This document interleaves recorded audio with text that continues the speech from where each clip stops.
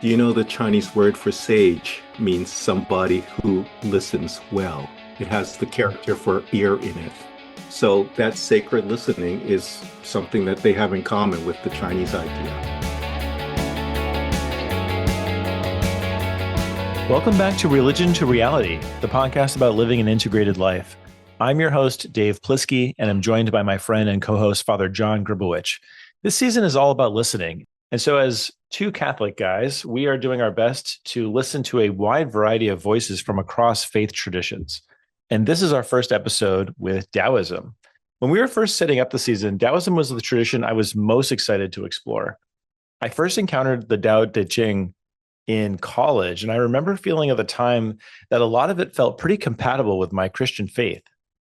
But it was clearly offering wisdom that was not coming from the West, and I wanted to know more, but I never really spent the time to do that. And this conversation with Ming-Dao was a chance for us to start going down this path. This is our first episode with a tradition that is probably a little less familiar for most of our guests than many of the previous traditions that we've been privileged to hear voices from so far. And that's included Judaism and Islam and Buddhism and, of course, Christianity. But don't worry, Ming-Dao is a very insightful guest. And as he explains his worldview and what Daoists believe and do, if you are coming from a Christian background, I hope you can notice all of the many overlaps and kind of cognates with the gospel and the values that we hold as our own.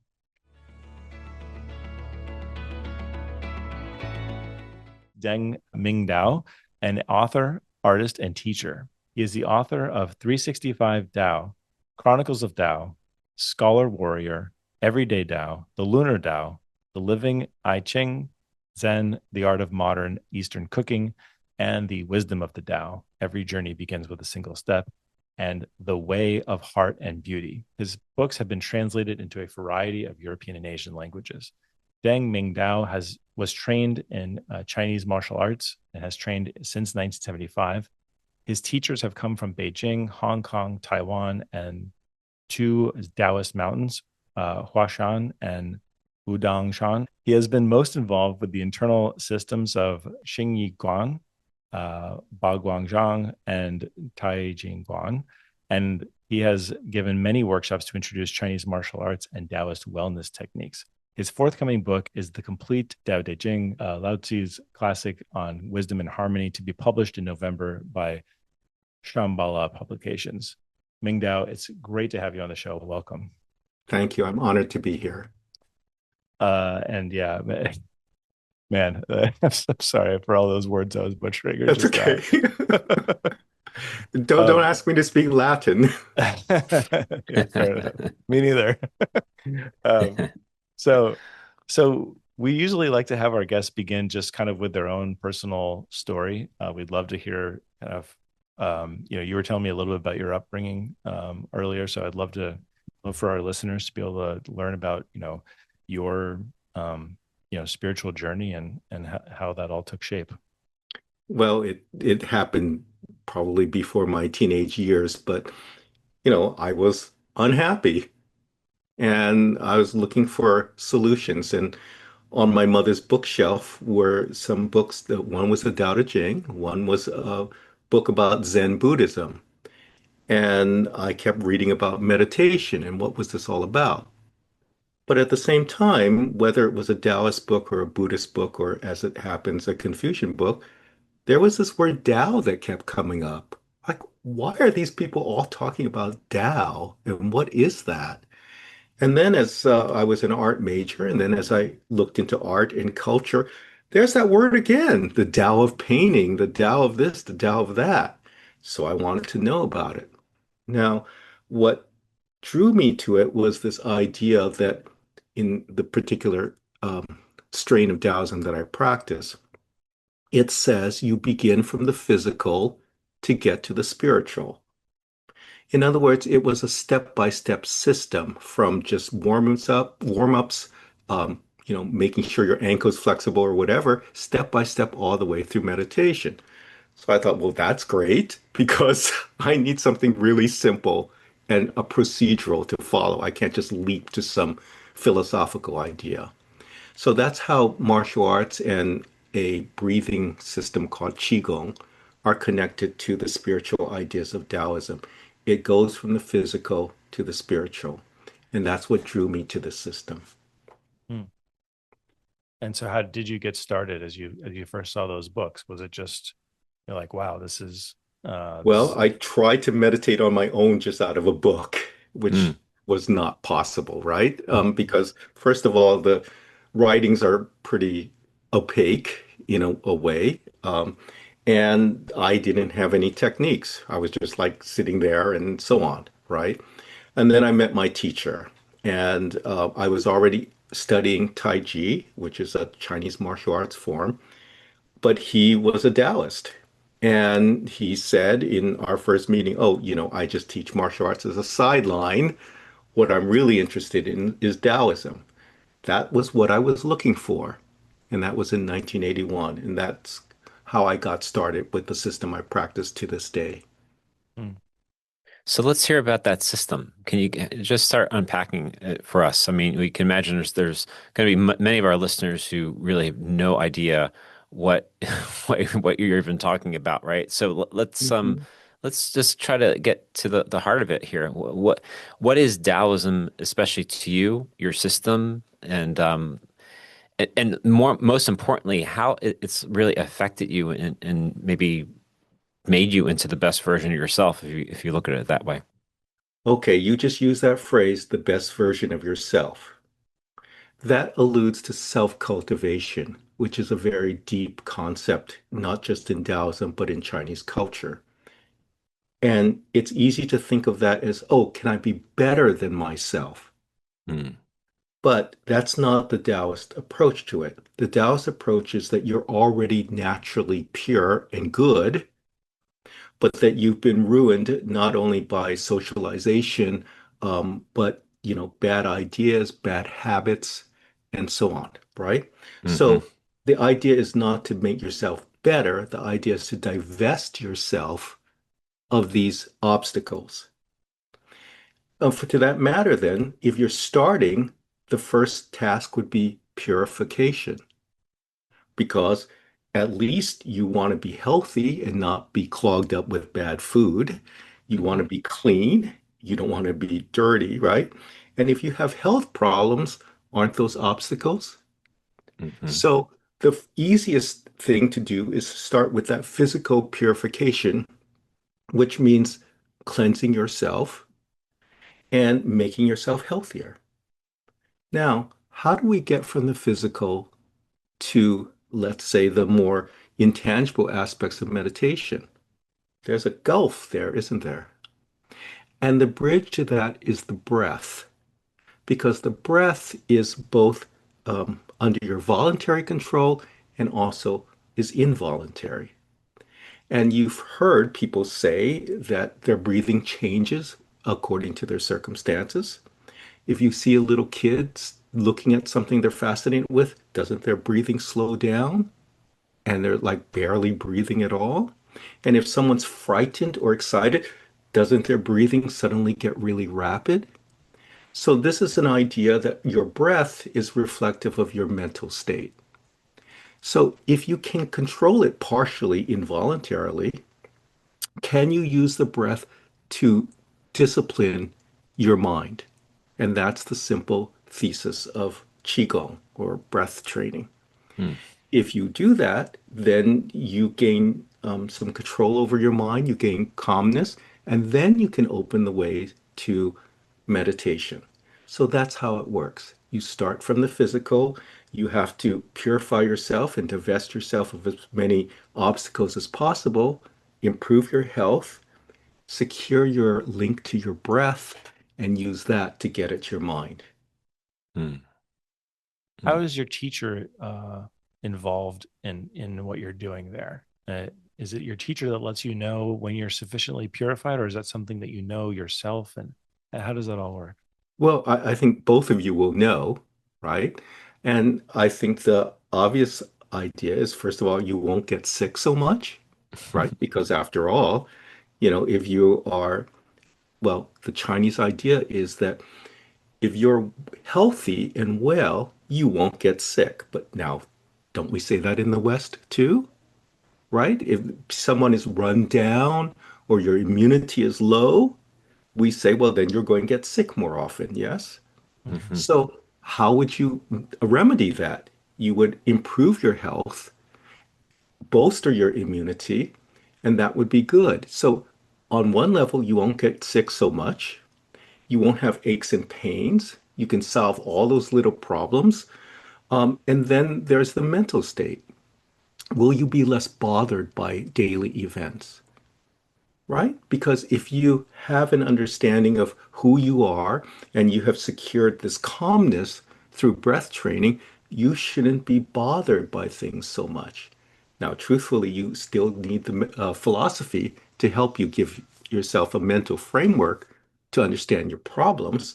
But if you are less bothered, won't you be more tranquil and able to concentrate on the spiritual? So those are the two signs, and we can reverse that. If your teacher says, "Well, you're getting sick so much," and truthfully, when I was younger, I would get sick more often, and they would say, "Well, you have to do something about that." And now I don't get sick very much. I didn't get COVID. Of course, I did get vaccinated, um, but I've improved my health from the way it was back then. So that's the idea. And it's you feel like it's all types of sickness. Like someone could hear this and be like, I have this chronic illness or something like that. I mean, uh, how much have you seen people's lives been transformed by just simple breath work?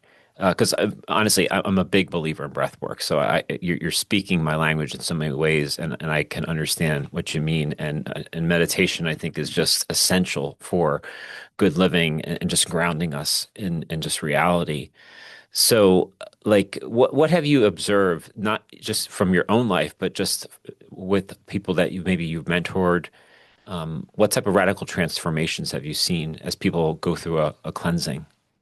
Okay, I think the most important thing is to remember, at least in the Chinese system, it's all holistic and systemic.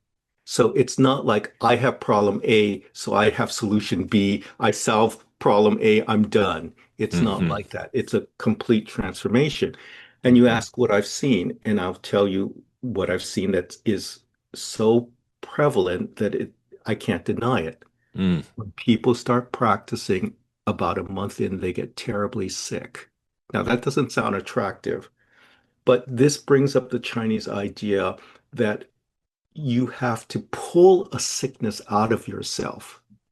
And so they say in Western medicine, we suppress illnesses, but in Chinese medicine, they try to pull the illness out of you. And so I've seen this happen repeatedly, that they start practicing and they get really sick. But if they keep going, then they recover and they can start getting well again, right? And so the main things are they won't get sick so much. Their flexibility and physical strength improves because you do have to have some physical strength. They'll have better stamina, right? You have to have enough energy to get through the day. They'll feel more energetic, and then they'll be more calm. All those things go together. Now, it's not enough to just have breath training. You have to change your diet too. So you can see if someone changes their diet, gets enough sleep, gets regular exercise, and then practices, well, it seems inevitable that their health will improve. Mm. Mm. What, by the way, what do you suggest as a good diet? This is something I'm always searching for myself. Like, what are the things to say yes to? What do you say no to? And I understand it's different for every person and just what they need and how their body responds. But what if, as just like a general baseline, what are some things that you would say these are good things to establish diet wise? I'd say whole grains, right? But not too much, right? Not like 5 bowls of rice or something is like too much, right? Whole grains, Hmm. vegetables, and they say you should at each meal you should have colors, vegetables of 3 different colors, Mm. and that guarantees a variety, right? Try not to do deep fried and fried stuff. Like if things are steamed is better, right? But or sautéed maybe, but not like deep fried foods all the time. So you have Hmm. to avoid that kind of very heavy kind of food, right? Hmm. Shouldn't be heavy on meat. Now, that's something that we have to be conscious of now. It was built in ancient China because you couldn't get meat and it was rare. And so just by necessity, they had a minimal amount of meat in their diet. Well, now we can get roast beef every day, right? But we Hmm. have to go back and emulate that. It's not just what's written down. Okay, so meat should be, minimal, right? But I Hmm. think you do need some meat. So you need protein as well. Fermented foods are traditional in Chinese diet and they're really helpful for us now for gut biome and so on. So you want to make sure you have that. They change their diet all the time. It's not like it's like, oh, I eat this every day. And so we have 4 seasons. And so they change their diet according to the seasons. My grandmother, for example, had a different soup every day that she served the family, and the soup varied according to the weather and the season. So you adjust your diet according to your surroundings. Hmm. In the old days, even in the United States, you could only get seasonal foods. Now we can get strawberries all year round from all over the world, right? Hmm. So if you can think about what's seasonal to your area, that would be better too, right? Of course, you have to have enough liquids, and I just mentioned soups, so those are good as well. Um, and then you have to think about what you drink, and it would be better not to drink alcohol at all. That's certainly in the tradition that I learned. Teas are good. They're kind of circumspect about coffee, but I think the research is that coffee is pretty good. Okay. So and also the foods you eat, if they can be better, if you can cook them at home instead of eating out, because nowadays there's so many additives in everything. If I Hmm. go out and just get a latte, there's all sorts of stuff in because I have to get a non-dairy milk. There's all sorts of additives even in that. Hmm. So I don't see how you can control your diet if you eat in restaurants all the time because you don't know exactly what they're putting in the food, Hmm. right?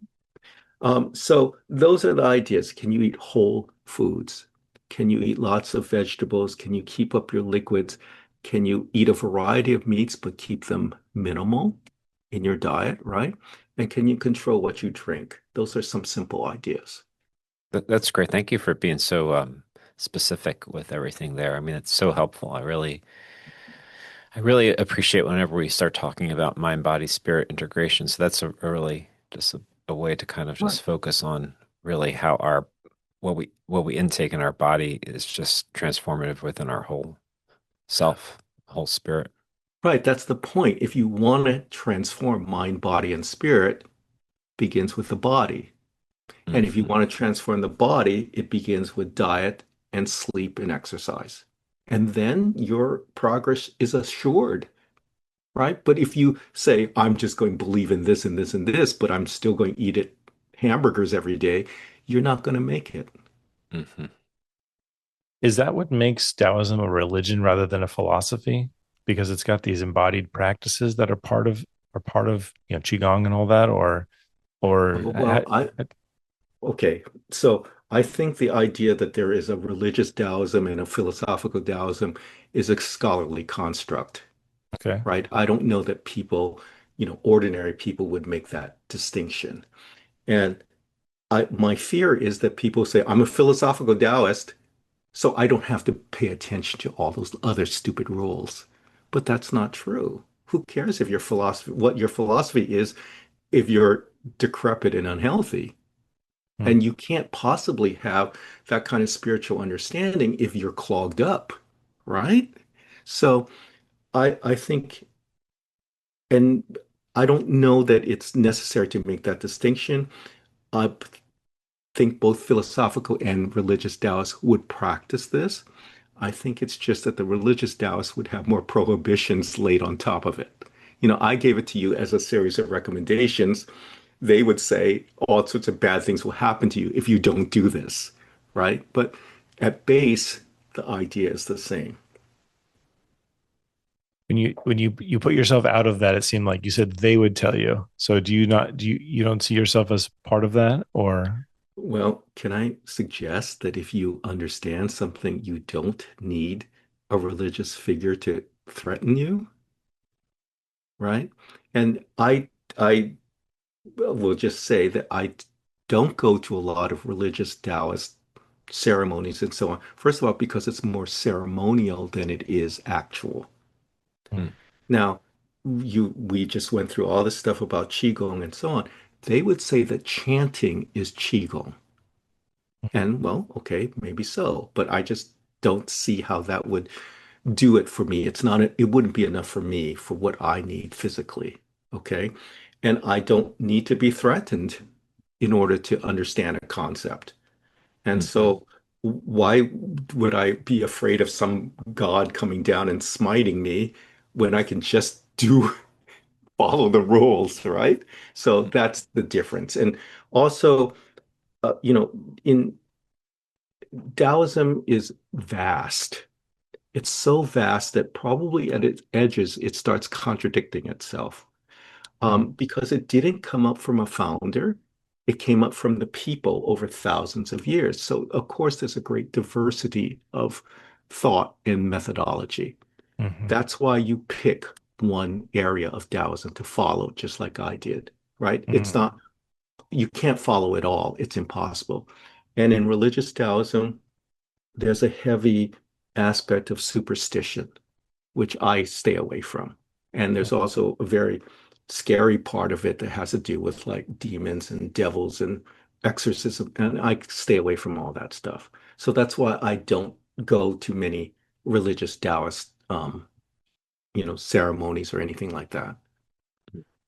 I we were talking about this a little bit before we started recording, and I wanted to go back there. Yeah, you'd mentioned Confucianism just for a second, and you mentioned Zen Buddhism when you were first picking up those books, Mhm, along with the Te Ching. mhm. Um, and I just wondered if you could um, just talk about. My understanding is that ancient Chinese and even until pretty recently, Chinese would be pretty fluid with their religious identities. Let's say that there's you just are a person. This speaks to like the integration that we started talking about at the beginning. You're just a person, and you may have influences from Confucianism and Buddhism and Taoism, which are legitimately different streams of understanding the world and may have different practices associated with them, but um, but you just kind of incorporate them as you go about your day as if they're different lenses that you see through. Not I'm not this at this moment, and I'm not this other thing, and I'm just me, right? And I'm being influenced by these different things. Do you approach life that way? Are you taking, or do you see yourself as a discrete one? I'm Daoist, and that means I'm not these other things. How do you look at Oh, that? no, if you ask about me personally, Mm-hmm. I'll tell you, I go through every day starved for new ideas. Mm-hmm. And I will look into anything, including physics and Christianity or other cultures, anything for ideas, right? However, I don't claim to be like, let's say I get an idea from Christianity. I'm not going to claim to be a Christian because that's not my orientation. But the ideas you should be able to take them from anywhere, right? I'll give you an illustration. My grandmother had these figures in her kitchen. It wasn't even a formal altar, but it had both Buddhist and Taoist figures on it. It was not, they don't make that distinction. And scholars will dismiss that as, quote, folk religion. But that's because they're always, they make their whole profession by making all these differentiations and categorizations, right? But among the people, it's just that's a good idea. That's a great temple. Oh, that's an interesting God. I'll go there, right? And so I will invoke my grandmother again, who would say to me when I was a boy, how will you be a person? That's the question they put. They don't say, how will you be religious? They say, how will you be a person? In other words, to be anything other than a moral and disciplined person is to be an animal. And so then, well, there's this figure, there's this idea, there's this story. All of those feed into this idea of how you should be a person.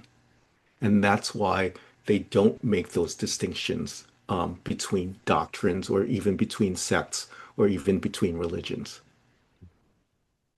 Do you think it leads to a more harmonious society when people are not walking around thinking of I mean, because my where my mind goes is, wow, it would be so nice if I wasn't if people weren't. I don't know. It's just one more wall we put up when we say what we are, which categorically means we're saying also what we're not. Mhm. What if we were able to say what we are without saying what we're not? You Right. know. And can we then say instead of we're against your religion, can we say we're sharing our ideas with each other? And so I would invoke any community, any old community in China, there's going to be a mosque there, a Buddhist temple there, a Taoist temple, a church. They're all going to be not somewhere else in your neighborhood. That means one of your neighbors goes to the mosque and another neighbor goes to the Buddhist temple and so on, and maybe you go with them for fun or whatever. Why would you not share among these ideas among each other, right?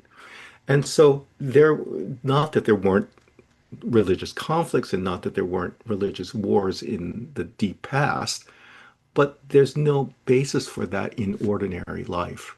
It's all in your neighborhood, right? So that's you. That's part of your community. It's really a very profound way of looking at it. And just so I understand your own personal perspective, because I know I like how you're kind of being self-referential in your explanation of things too. Like, what place does, say, the divine have in this? Do we think of ourselves as participating in something that's beyond ourselves? Is there a relationship of the other, which we would call God or gods, or like, what does all that mean to you? Like, because I'm sure people would be wondering, how does God fit into this? Because it sounds like it's like almost like a self-help type of program of some sort. So for the critic who would be saying things like that, what would you how would you respond? Well, I would ask, have we made a mistake in defining the spiritual and the secular? Hmm. Okay, what if you have no definition of secular? What Hmm. if you start out from the assumption that everything is divine? Now, what would that mean? So, if I can just briefly summarize this, there's this idea of Tao, which is the movement of the universe. And at least from the Taoist concept, Tao is sacred. Why? Because all life comes from it. We as Hmm. human beings cannot create life. There's no technology that does that. And we can't get it. It's given to us. Now, what keeps you alive? The air, the food, the water, the earth, the sky. Can you make any of that? No. And can anyone sell it to you? Yeah, they try, but no one really has tried to market air to you. And that would be outrageous. And I understand in some areas, for example, Arizona, it's illegal to refuse water to somebody. It has to be given to you. And where did it come from? Not from a person, but from this world. So if this world supports you, keeps you alive, and by the way, takes all your waste and recycles it, what keeps you alive is this world. And you can do nothing to help yourself. If I lock you in a room with no air, you're going to die. You can't make yourself live. Your life is given to you. And therefore, on that basis, we should regard this entire world as sacred. But Hmm. we, in our stupidity, poison it and pollute it all over the place, right? Hmm. So, what if this world is sacred? What if this world is spiritual? And we're the ones who mess it up all the time. So now, with our stupid philosophy and our intellectualism, we go, oh, there's secular and sacred because you want to dodge. What if there's no dodge? So, if this world is divine, if this world is sacred, all we have to do is acknowledge that every day. And guess what? If you acknowledge that every day, each person might be a little bit better as a human being. There is no gap in the supply of air you're given. There is no gap in the supply of water you can drink. So why do we say morally we can have a gap in our behavior? It makes no sense. So it's not about our intellectual excuses that we make. If we really open our eyes, this is a sacred world because we are the humble recipients of everything that keeps us alive. Absolutely. Could not agree more. It's something I'm always preaching in lots of different ways. I'm like, Yeah. if you're here, you're meant to be here because you never decide to be here. So, so now what do you do with this gift? So Well, it, what do you do with this gift? And then you look around and you see that everyone suffers. mm, So why in the world would you add to that suffering? It's hmm like being in a boat, a lifeboat. Everybody's in the same boat. So you try to behave yourself and help each other, wouldn't you? hmm What do we do when there's an emergency? The first responders rush in and do they say, are you a Republican? Are you a Catholic? I won't help you unless you're. No, you go in and you try to save every life, yes? yes. Why do we not do that as ordinary people all the time? It's a great question, right? It's a great Yeah. question. Right. So the idea is that the sacredness of this world should call us to be more moral and virtuous. Not sometimes, not only on Sunday, but all the time because we're all the time in this lifeboat and we're all in trouble. Yeah. Do you think that um, so people will say a critic's response to that would be, well, we have different moral systems, right? What this person thinks is moral, this other person thinks is immoral, and Oh, so oh, please. Tell me in every religion, does anyone say it's okay to kill? yeah, Is there a religion that says that? Thou shalt kill? I don't think it's a healthy religion if there is. Yeah, Yeah. Is there any religion that says it's okay to commit adultery? It's okay to steal? Is there one that says that? Is there one that says you should um, not treat others as you want to be treated? Is there some exception to the golden rule in different cultures? So now, if we know that, it's really only our corruption that leads us to bully other people. Oh, I'll just cheat this person. I'll lie to this person. Oh, it's okay if I have an affair.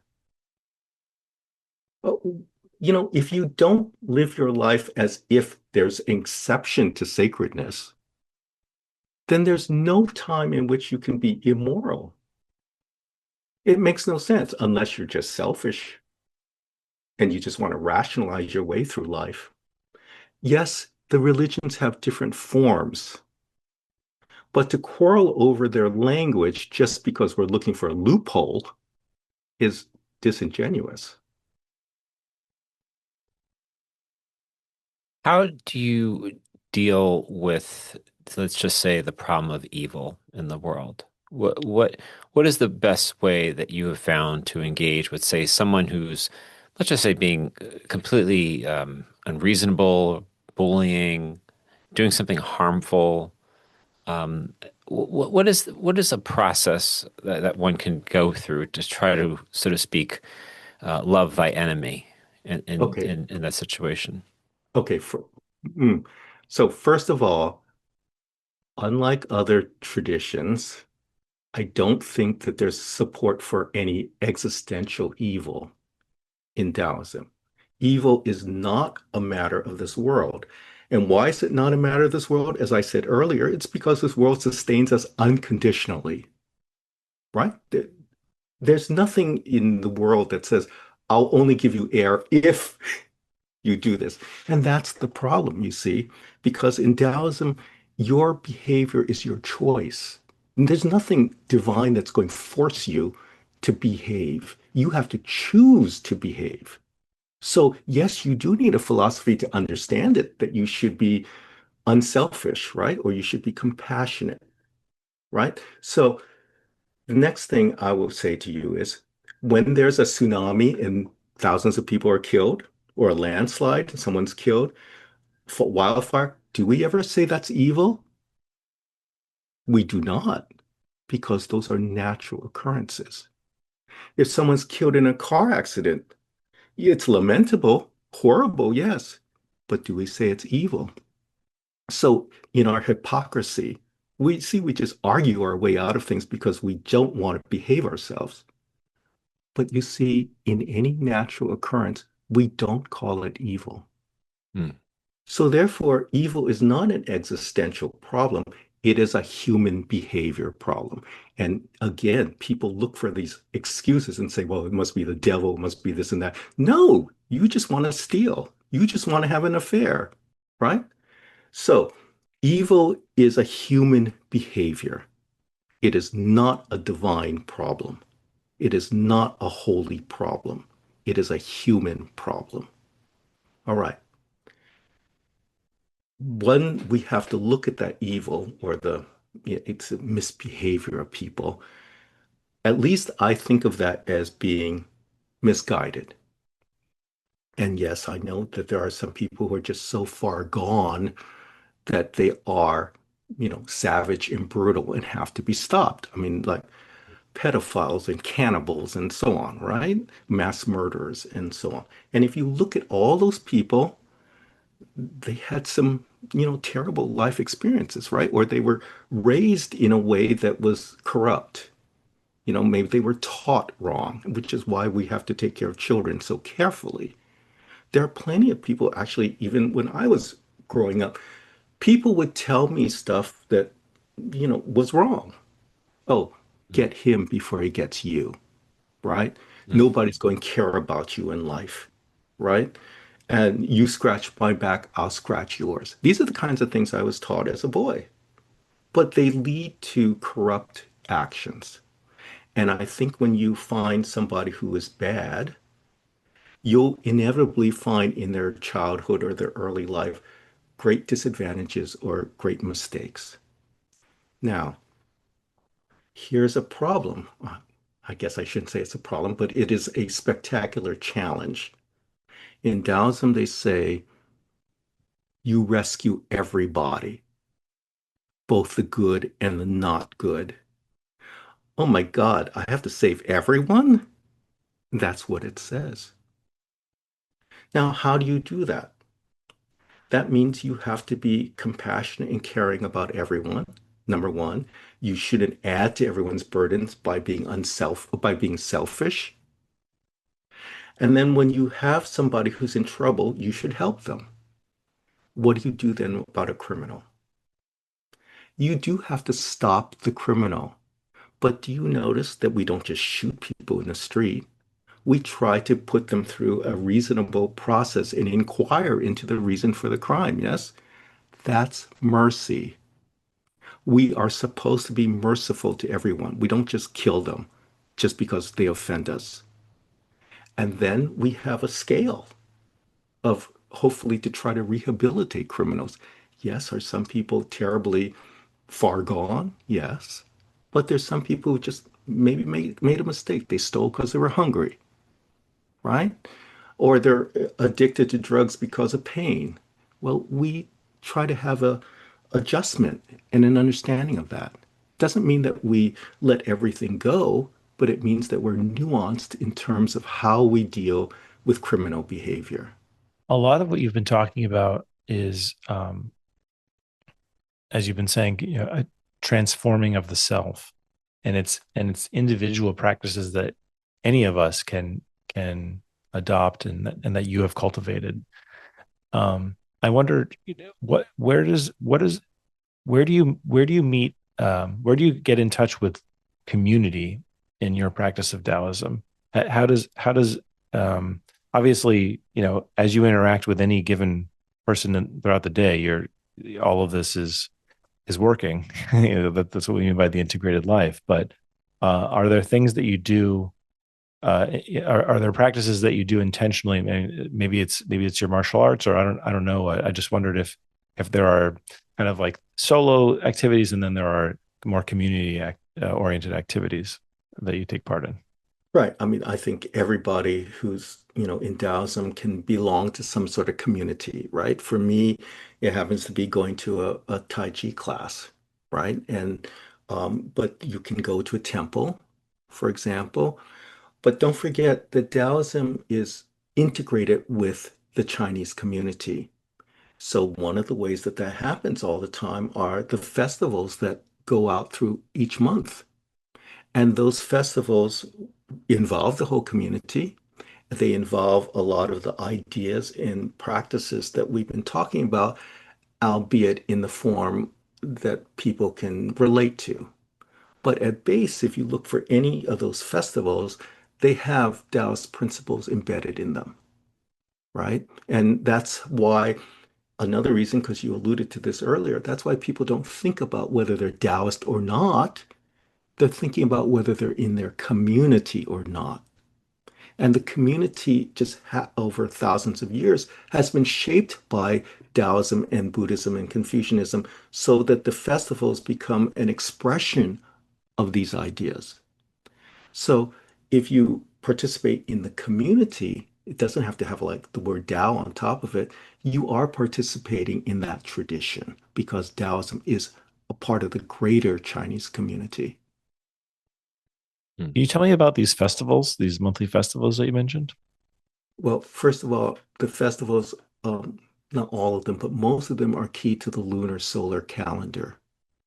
And so it gets to be confusing because it doesn't match the Western calendar.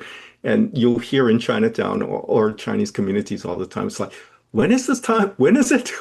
Because it moves around, right? Mhm. And so you have to, it's key to that calendar. But some of them, well, one that just passed in April was called Qingming, which is the called translated as Tomb Sweeping Day. But you go to the cemeteries and you clean the graves and so on. That means that you honor your ancestors, you talk about the stories, and then you talk about their link. Well, that binds the generations together, Hmm. right? And so that's very important. Um, in May, there's going to be a festival in honor of a certain poet who unfortunately committed suicide because the emperor exiled him, ignoring his advice to resist the incursions of a foreign state. And then the state invaded, and the country fell. And in sorrow, he killed himself. Hmm. So that's again an example where that's an example of honor, right? That's an example of what to do when nobody will honor you and listen to you, Hmm. right? So these stories come up every year, and you have to listen to them and you have to determine your behavior according to that. So those are just two, you know, festivals. I don't know that you want to go through the whole year, but you see that every festival has ideas, philosophy, examples embedded in them. And the examples are never just like, oh, do what you want to do, right? The examples are always about whether you are moral and have fortitude, right? Virtuous So, living. for example, I mentioned the tomb sweeping day. It's based on an earlier story. And very quickly, there was a prince who the emperor wanted to kill so that another son could take his place. So that prince fled into the countryside. He was served by a loyal, devoted follower, and then the prince came back to power. He forgot to thank the follower. And in protest and sorrow, the follower retired to a forest with his mother. The prince went, realizing his mistake, went to try to find the follower, could not, and stupidly ordered the forest set on fire, which killed the follower and the mother. So Mm. that's why then the prince says, well, from now on this day, we'll only eat cold food. Okay, now, is the story unfair? Is the story unjust? Is it, ridiculous? Yes, in some ways. But it becomes an example to everyone who hears that story that your moral behavior is more important than advancement, in the government. Um, it's more important than the authority of a prince. So how can you, if you hear that every year of your life, by the time you're old, how can you not have absorbed that lesson, right? So that's how these ideas are embedded, in each year for the Chinese community. Mm. Yeah. Kind of reminds me a little bit of like a koan of sorts, in ways to kind of understand a lesson through a very kind of almost a ridiculous type of scenario of some sort or something that we would just not necessarily think would happen in real life, Well, but actually is probably more real to life than we like to admit. how often in each of our lives are we confronted with some conundrum that is as absurd, Yeah. as impenetrable as a koan? Yeah. And so we're called upon to solve them, aren't we? Yeah. So maybe that's good training. Yeah. That's really profound in that way. I was thinking also about what are the ways that one who's practicing Tao responds to, like, say,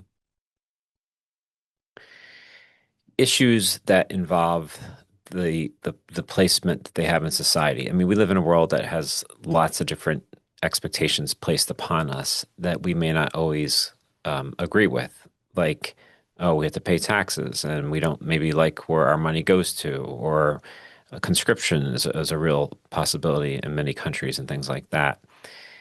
How does one negotiate those types of social obligations that are placed upon one that may be in conflict with what they know to be true about themselves and what's good for their soul, for their mind, body, spirit?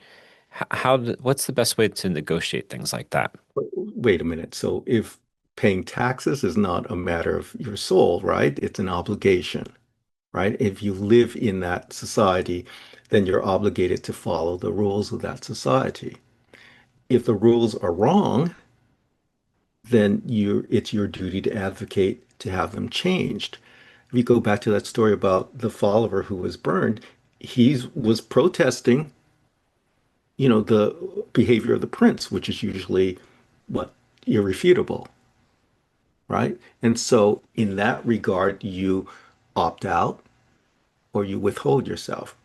But I think there's a deeper question here, and that is in Taoism, they warn against fame and they say not to try to become well known, famous, a celebrity, or anything like that, right? So that's something that's unusual. They don't ask you to follow social norms, they warn against that. Because usually in following those social norms, trying to be famous, prestigious, powerful, rich, and so on, that often leads you to corruption. They um, advocate that you accept your place in life not out of passivity, but to say, these are the options and the opportunities I have. So they hold up the word enough. what's enough in life? And they ask you to have moderation. So, do I need to be richer, richer, richer, richer? Do I need to be more of an influencer? Do I need to have, more followers on social media? Or do I accept what's enough? Mm. Now, deeper still, there's the parable about the useless tree. And just to summarize it quickly, um, they say that good trees, useful trees, strong trees are rapidly cut down for their timber. But a tree that is too gnarled and knotted and splintery survives. That's what they tell you. The useful people get cut down and the useless people survive. So that's the deeper message and lesson there. Thank you for sharing that. Yeah, I'm just lost in thought right now. There's so much, you've given us so much to think about, Ming-Dao. Tell me about your teachers. Um, how did you know when you found a good one? And um, what were they like that you had not attained yet? I'd love to. Um, I mean, clearly purification comes first, and that's they must be well beyond that. I'd love to know. Well, when you look for a teacher in the Chinese tradition, you look for their lineage. In other words, it's just like asking somebody's ancestry. You have to see where they come from, who their teachers were, what tradition they represent, and so on, right? Hmm. So that somebody who comes from a good teacher is presumed to be a good teacher, him or herself. Someone who doesn't have a lineage or says, I learned it all from YouTube, well, you're not going to study with that person. They have to be able to demonstrate themselves that they are capable of these ideas and these movements and are good lineage holders of their tradition. So, in case of my master, I was brought to see him by some friends of mine. And I already had a Tai Chi teacher. And in Chinese tradition, you cannot study with more than one teacher at a time. That's not allowed, but that's frowned upon. So I went there just to help them translate. But I saw the movements and they were just amazing. And so that's the first thing, it's not about what someone says, it's about who someone is. And can that person demonstrate with their movements their authority as a person? And those movements were, I had never seen martial arts like that before. And I'll just tell you this one thing about my teacher, skipping ahead, because I ended up for almost 13 years being the one he demonstrated on. So I got thrown, punched, kicked all over the place. And the weird thing is when he threw me, I would roll and I would figure, okay, I should be able to stop now. And I would speed up. I've never had that happen with anyone else before, where you get thrown and you roll and you go faster after a moment. That was just totally bizarre. Wow. He could counter any movement, any attack. And in fact, he would say, attack me. And then he would kind of look down because he didn't know what he was going to do either. It was that spontaneous in him, that reactive. But then he could answer any question. He could, and I was not polite about this over the time I was with him. I threw every question at him that I could, every Zen koan, every conundrum from the scriptures, everything, and he could always answer them instantly. He came from a holy mountain, Huashan, which you mentioned earlier, and he studied with a grandmaster. He was the last of 13 disciples. He was the youngest. And his master and the other disciples were much more traditional. And he was, a little bit mischievous and more modern. And so that's why he got sent out of China. He also got sent out of China because during the Cultural Revolution, he got in trouble and he probably would have been killed. But his master sent him outside of China saying, you're a little bit more modern. You should be able to pass this tradition on. And that's why he came to the United States. Now, my teacher was brilliant in so many ways and flawed in other ways. And the biggest flaw was he would say every person has a purpose in life, a mission in life, which they have to discover. But he felt that he hadn't discovered his, or actually he didn't want to accept what it was. And so he says, my teacher said to me, whenever you meet somebody and they're suffering, you must help them. And he looks at me and he says, that can't be it, can it? Yes, maybe it is it. So he was brilliant and capable in so many ways, and yet he was more human in that he had his own personal struggles. He was, I don't know if this is superstition, but he swore that his master could see him from afar, and that every so often some letter would come and say, why aren't you doing this? And there was one time I went to see him in class and his head was hanging down and he looked depressed. And I said, what's wrong with you? Are you okay? He goes, I got a letter. Okay. So even the masters need masters. Mm, it's great. It's great. I was when you were mentioning that, I was thinking of Buddhism always speaks so much about compassion. How do you understand that? Uh, how do you just understand compassion in Taoism and what that means and what we're called to do with that? Yeah, I think the equivalent word in Taoism is mercy. And Mm, I'm not trying to make a doctrinal, distinction between them. I'm just saying that if you look into um, Taoist writings, you're not going to see the word compassion as frequently as you're going to see it in Buddhist writings.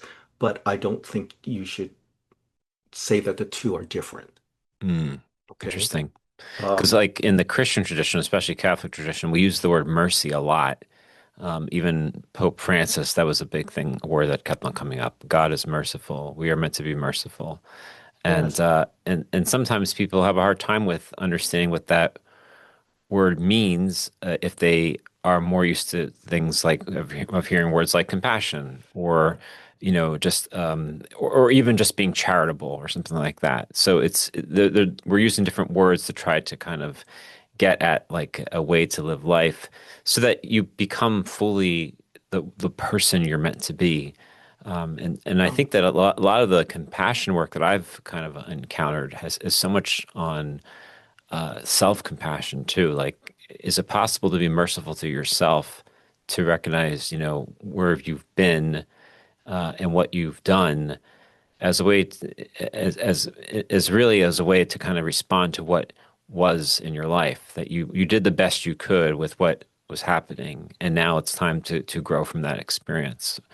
Does it make sense how I'm saying that, or okay. So can I break it down this way? sure? Can I use the word kindness? Mm, At every turn, can you be kind to people? That might mean, not correcting them, if they mispronounce something, right? That might hmm mean Thank you. directing them down the street if they say, where are they? How do I get to this place? It might mean sitting with them when they're unhappy because they're just lonely and upset for a while. And the kind thing you can do is to just be with them, hmm right? It might mean forgiving in an appropriate situation. It certainly means that you should be cautious about arguing with your spouse or being, mean to your children and so on, right? Can you be kind? And so, can we not hide behind semantics? Oh, mercy, compassion. Can you be kind? Now, hmm you asked about yourself. Can you be kind to yourself? Well, can I point this out? So many people turn to religion to try to force themselves to be something they are not. People turn to Taoism and say, well, I want to engage in self-cultivation. In fact, I had this person come to me and ask me this. She says, how can I use these techniques to overcome myself and make myself into this ideal? And here was the problem. This woman, by the way, was the CEO of her own biotechnology company, and that was not good enough for her mother. Hmm. Her mother didn't think her daughter was good enough unless she was a doctor. And so the daughter wanted to use Taoism to force herself to give up her career and become a doctor. And I said, by the way, what do you really want to do? She goes, what I really want to do is play the violin and walk on glaciers. Okay, this is not what self-cultivation is for. Self-cultivation is not to force yourself to become a person just because your mother, or as we alluded to earlier, society says you should be this. That's not being kind to yourself if you go to college and go, I got to be an engineer because my parents demanded it. I got to be a doctor because my parents demanded it. That's not being kind to yourself, is it?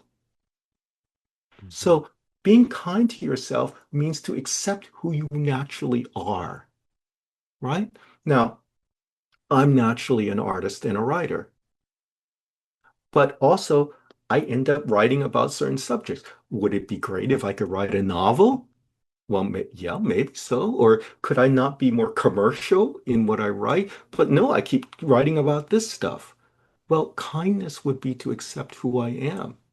That's, what I write about. That's what I'm called upon to write. So I have to be kind to myself too. However, kindness is not an excuse to slack off. Well, I'll be kind to myself, so I'm going to eat a big bowl of cereal and drink some chocolate milk and sit in front of the TV for 6 hours, right? That's not kindness. That's indulgence. So we have to understand what kindness means. And if you're kind to other people, guess what? You are kind to yourself too. When you help others, you help yourself. Sometimes I help a younger person overcome something that was a big problem for me, and no one helped me. And when I see that that young person dodged the same problem I did, I know it wasn't necessary for me back then, but I can't change it now. But knowing that it wasn't necessary is a kindness to myself. It wasn't that I was stupid or wrong or blah, blah, blah. I didn't have the right advice or the right opportunities. I didn't have any money, for example. I can solve so many problems for young people. Here, let me buy this for you. No one did that for me. But when I help someone and I see it didn't have to be that way, it actually is a kindness for me. Hmm. I know it was just circumstantial, not a flaw, not a fault. Hmm. Well, as we come to wrapping this up, I mean, so much as we mentioned earlier of this season is about listening without agenda. And you Mhm. mentioned, like off the cuff, a little bit about the sage. So, Yeah. could you teach us what your art of listening, proactive listening, trying to listen without judgment or agenda? What are some of the things that you've learned to do that helps you to do that? Well, you have to be interested in the other person, don't you think? Hmm. I don't feel like I have an exclusive understanding of life. I don't feel that my way of life um, should be the same for other people. I know everybody has their own way of life. And so my interest is not to change anyone or to impose a personality on anyone. My interest is to bring out what they want. That's what I listen for. What do they really want? Because what they're groping for is either an idea that's going to help them, some touchstone, or they want permission to be free, like the woman who says, I don't want to be a doctor. Maybe she came to me saying, I want to force myself to be a doctor, but she was also asking how she could be free of that. So you listen to what they're really asking for, and most people, when they're talking, are trying to find a way forward. And if you know the way forward, some idea that can help them, or you can open a door for them, why wouldn't you? And by the way, for free, not like, oh, yeah, come to my seminar. No, you listen to what they're saying. And most people, when they talk, are in uncertainty or in need. And if you can help guide them or you can help relieve their need, then that's a really easy way to listen, isn't it? That's what you listen for. Dao, where can people find your books and other resources and everything about you? Well, okay, my website is dengmingdao.com. And so all those books are listed there. Well, DENGMINGDAO.com. that's right. And so you can find the books there. And, a lot of them are published by Harper One, and some are published by Hampton Roads. So there's only two major publishers who did most of my books. So you can take a look there and you can find my books there. Which one should people start with, by the way? Okay, so I'll have to say that 365 Tao is my most popular book. It outsells all the others by 6 to 1, even after 30 years. It's the most popular book. So if you need to just get one book, I suggest you get 365 Tao. Awesome. This was a pleasure and truly edifying. I really enjoyed this conversation. Thank you. That was really great. Thank you so much for imparting so much free wisdom, as you would say. Of course. Well, I'm honored to be here. It's great to meet both of you, and I'm very impressed and happy about your mission. And I hope more people hear about the work that you're doing.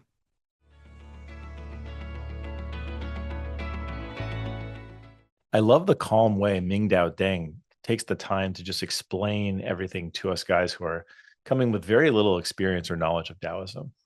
Since this conversation and the next one that's also with a Taoist, I have read an introduction to Taoism, and Ming-Dao is right. Taoism is vast and does go into all kinds of areas, which include things that we sometimes see in our culture that we maybe don't recognize as having an origin in Taoism. For example, things like alchemy and magic, and even the concepts of yin and yang, which we'll hear about also in our Confucianism episode coming up. And of course, martial arts and other physical practices like Tai Chi and Qigong, and also Feng Shui, which we don't ever get to at all in the season. But there's so much in Taoism that I think we think of as simply Chinese or just kind of part of life or folklore that really does actually comes from Taoism. In the next episode, we'll hear how Michael Rinaldini holds both Taoism and Christianity as both a Taoist priest and a Kamaldali Oblate. Religion to Reality is a podcast, but not just a podcast. It is also an interfaith monthly gathering where you can join for free with us, where we get together on a video call and we do things like meditate and talk about a particular topic. You can find out more about that and where to register on our Substack, religiontoreality.substack.com. I encourage you to go there, check it out, follow us. Father John also has a Substack called Going Analog, which is at johngribowich.substack.com. And I just think Substack's a cool place for people to be able to connect now, because it's a way for you to not only hear from us, but also for us to hear from you. We'd love to do that. Religion to Reality was created and is executive produced by me, Dave Plisky, and is produced and edited by Nick Stropoli and Connor Donnelly. You can find the show notes and other resources at religiontoreality.org, our website. Subscribe wherever you listen to podcasts.